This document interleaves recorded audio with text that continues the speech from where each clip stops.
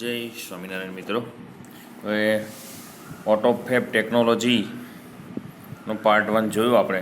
હવે પાર્ટ 2 કે જેમાં આપણને ખબર પડી કે આપણી જ ડિઝાઇનની વસ્તુ આપણને મળે જેથી કરીને આપણે ખૂબ જ ખુશ થઈ જઈએ.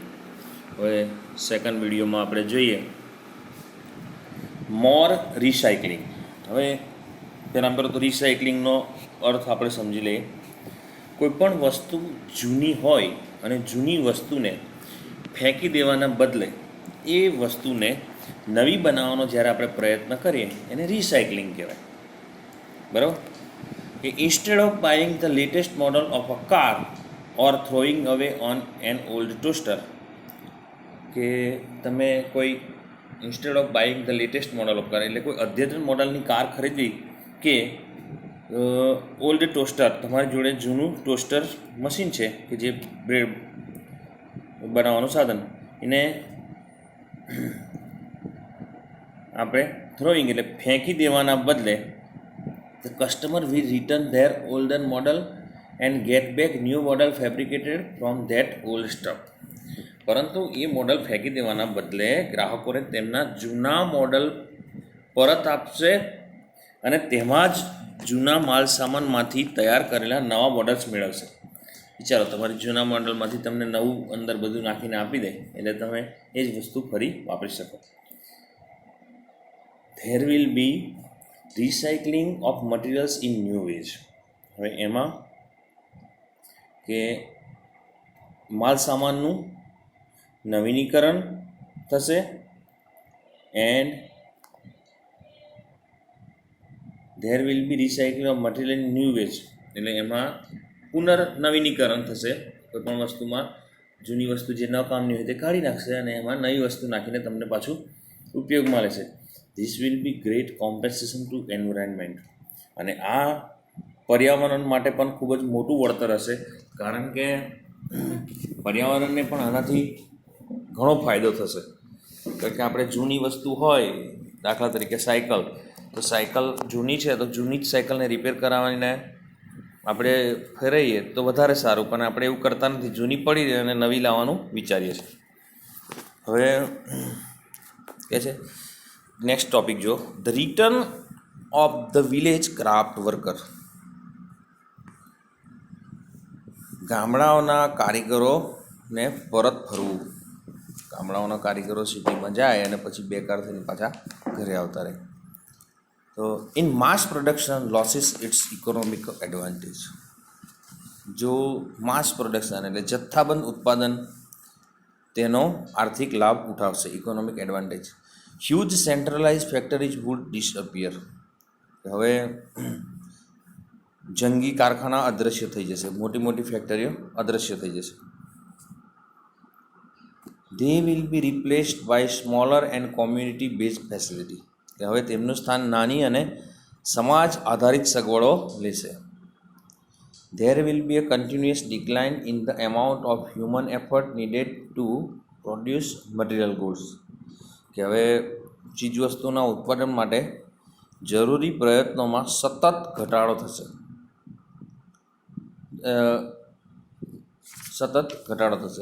Than the customers may be serve better by a local owner and operator of a manufacturing shop.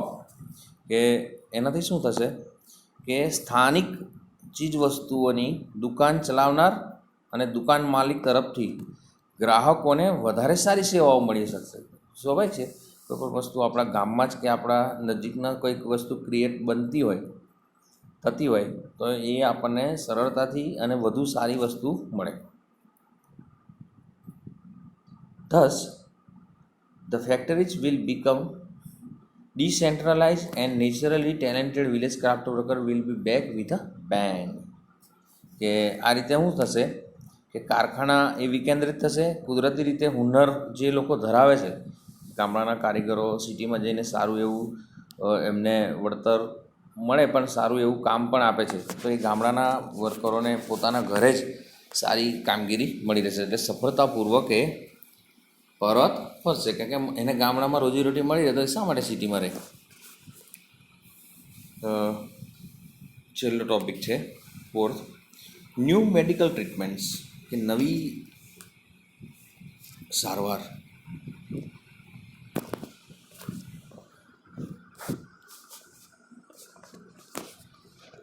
Medical treatment ગામડામાં બહુ સારી નથી મળતી, એટલે લોકોને સિટીમાં જવું પડે છે. તો એના પર જોઈએ આપણે.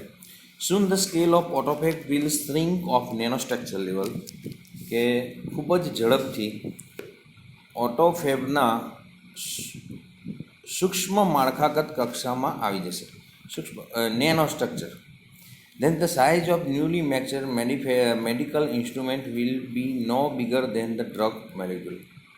કે આમાં ઘણી વખત છે ને કે નવ ઉત્પાદિત સાધનોનું કદ એક દવાના પરમાણુથી જરાય મોટું હોવું જોઈએ નહીં.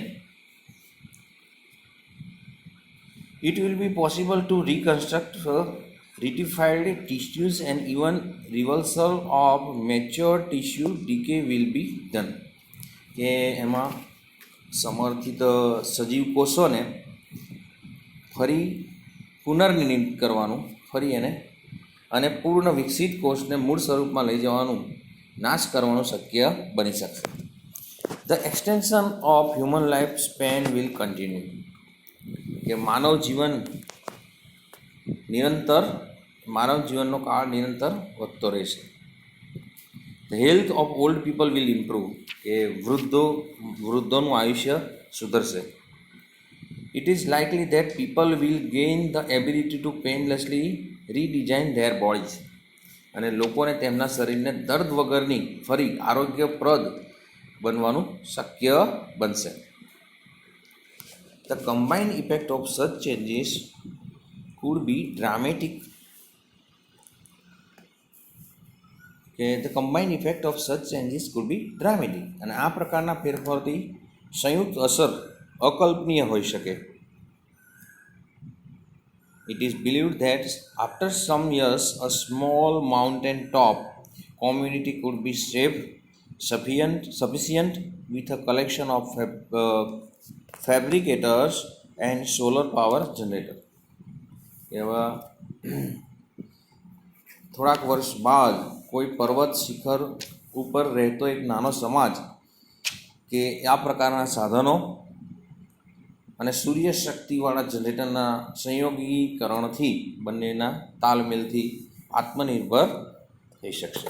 કારણ કે સોલર ભવિષ્યમાં આપણે પણ બધાએ સોલરથી ટેવાવું જ પડશે. As the method of autofab advance, કે ઓટોફેબ પદ્ધતિની જેમ જેમ આગળ વધી રહી છે તેમ the form of raw materials will be important. કાચા માલનું સ્વરૂપ ખૂબ જ બિન અગત્યનું થઈ જશે. કે sophisticated autophagy machines will be capable or rearranging molecular structures to generate any object from them. કાચા માલનું ઓટોફેગના અદ્યતન યંત્રો કોઈપણ વસ્તુ પેદા કરવા માટે પરમાણુ માળખાની પુનઃ ગોઠવણી કરશે. પ્લાસ્ટિક મિલ્ક જગ્સ, કે એમાં દૂધના પ્લાસ્ટિકના જગ, અને last night punctured car tube, કે ગઈ રાત્રે પંચર થયેલી કારની ટ્યુબના molecular rearrange to get a new table lamp. અને એ પરમાણુ માળખાની પુનઃ ગોઠવણી થાય એટલે કહેશે ને કે કારની ટ્યુબનું પુનઃ ગોઠવણી કરી નવો ટેબલ લેમ્પ બનાવી શકાશે.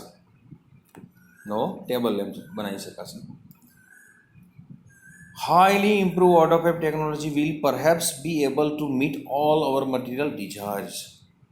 આપણે આ ઊંચા દરે સુધારેલ ઓટોફેગ તકનીકી આપણી તમામ ભૌતિક ઈચ્છાઓની પૂર્તિ કરશે.